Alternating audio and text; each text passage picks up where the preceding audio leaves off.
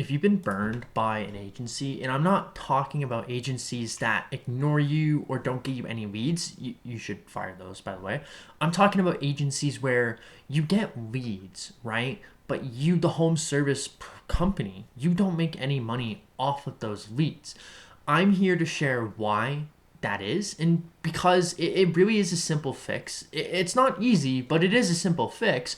I want to show you how you can fix this, because if you don't end up making money from your leads, you might churn and burn through 10 agencies in the course of a year and to see success with none of them and never actually scale your business. So I'm going to show you, and you're going to learn how to prevent this issue from happening, and even how to tell if it is actually the lead generator's fault, or maybe it's your fault and it's something you don't have in place. Like, if you work with a good marketing or lead provider, they're going to be on your side at the end of the day, because if you make money, they make money. And if you make more money, they stand to generally make more money, right? And I'm making this video because I had two very different experiences with two of our clients.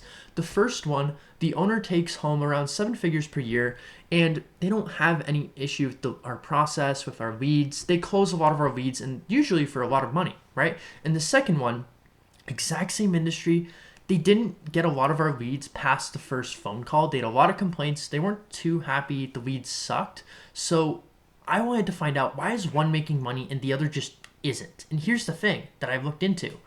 They are 20 miles apart. The zip codes are similar as far as income level. They have the same service, the same process. There's no overlap, by the way. I analyzed the transcript and the calls, and for the most part, the people would ask the same things and they had the same level of intent. So what was the difference? It was the sales ability and the sales process conducted, right?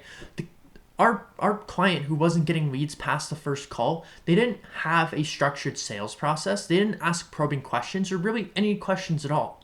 And this is kind of on us because we didn't kind of tell them what they should be doing. But when an obstacle came, they would lose the sale, right? Even something as simple as just like, yeah, you guys sound good. I just want to like shop around, look at second options before I book in estimates. It's like, no, you don't need to do that, because you're the guy and you're saving them time. Just booking the estimate. But I just want to show you kind of really quickly what you kind of need to do with your marketing leads and how you can categorize them. Okay, and the first thing I wanted to show you here was basically how you can tell like if it's marketing's fault or if it's sales' fault. Because the thing is, when you get sales from marketing leads, they won't have their card in hand like referrals do. A lot of higher a lot of home service companies we work with are really only referral based at the end of the day, right? So you haven't had to sell, you've had to order take, right? And order taking is fine. I have a few videos, because the goal is to get all leads to turn into order taking leads. But if you can set up your process to order take, you're way in a better spot. But the thing is, if you cannot close people who are not sold on you already, or are not sold on the service, or are not sold on doing it right now when they should be doing it right now, you are not going to make as much money as the people who do, right? You won't win as much as you should. And from what I've seen, it's kind of like losing weight, right?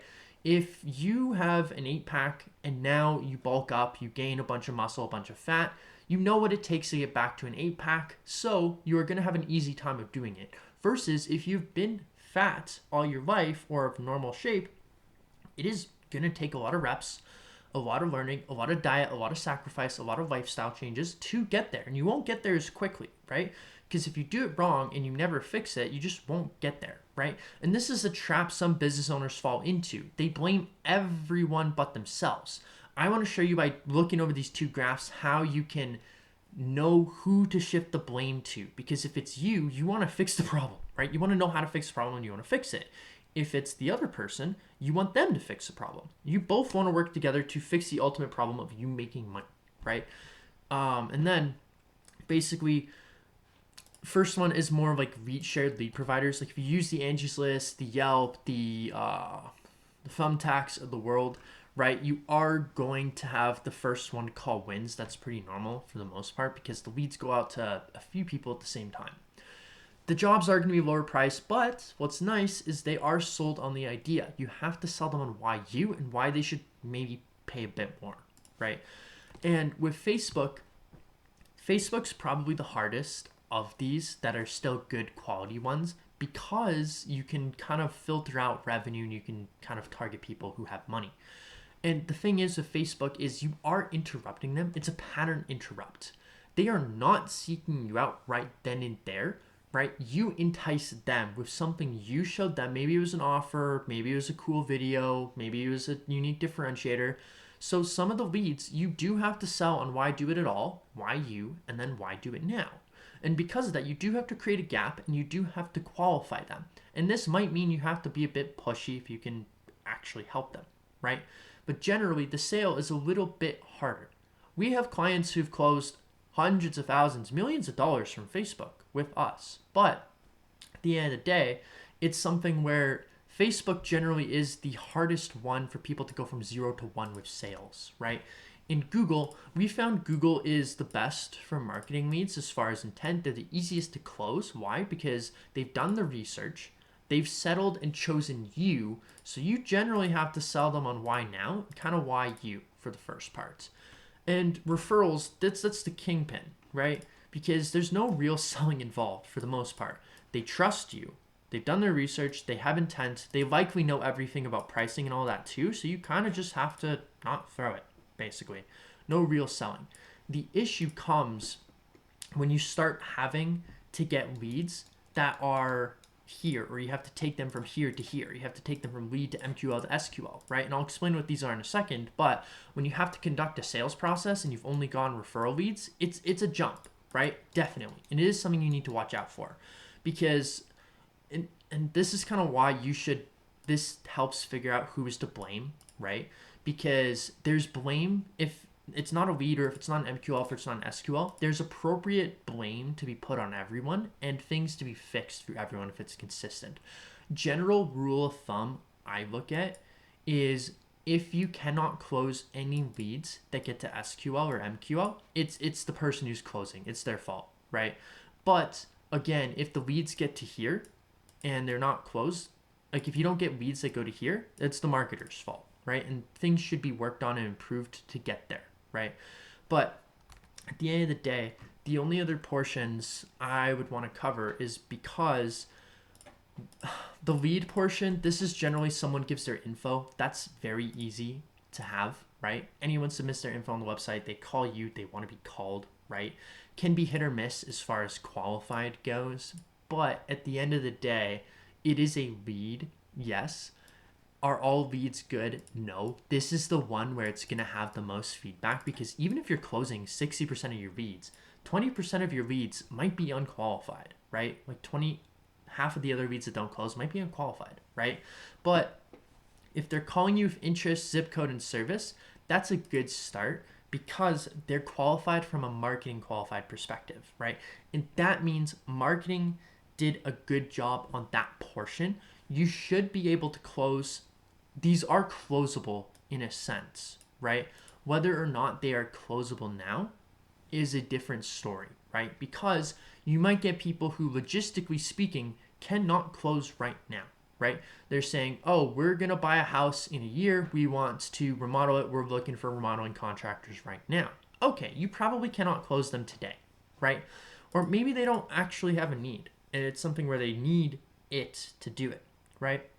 Or for example, it's say their kid talking about something for their parents, right? And their parents need to be involved. There are ways you can get around these and you can incorporate these into your sales process. They're not always going to be laid down, right? Same thing with budget. They might only allocate 1K to the project when it's a 10K project. And that's something where you might have to create a gap so that they have that budget. But if that's their last 1K and there's no financing, no credit, no government programs they can do, then yeah, it's just not a good lead, right? But at the end of the day, the way I look at it is if you get leads, right? Leads are cool, right? But if they're marketing qualified, they should be closable to some extent. Sales qualified, if they're not closing, that's 100% on the home service company, right? But at the end of the day, if you don't categorize the leads properly and tell the lead generator what is happening, then they cannot work to improve, right? Because budget for us, like the way we look at fixing budget, is we can say starts at X, right? Or target higher tier people, right? Like that's not hard for us to do. Authority, same thing. If we're getting a lot of people who are unqualified, we can do the same thing as budget, or maybe go up in age demographic. Need, we can do stronger pain points. We can test that. Timing, same thing. We can inferently say, looking to start now, program starts here, blah, blah, blah, blah. If they're not here, if they're not this is just on us. Like, we need to fix this, right? But at the end of the day, if you get these or you can work these for sure and turn them into these if they're these, if that makes sense. Because the salesperson takes them from MQL to SQL, and the salesperson, both marketing and sales take them from lead to MQL, depending on the process, if there's a form or not. But basically, at the end of the day, if you are not doing everything under the sun to make money off the leads you get, you're burning money, right? You're burning the marketing person's ad spend, and you're burning your own money as well that you're paying them. So this is just really quickly, I hope you got value from this. I hope you learned how to place blame appropriately and how you can get better with your marketing team.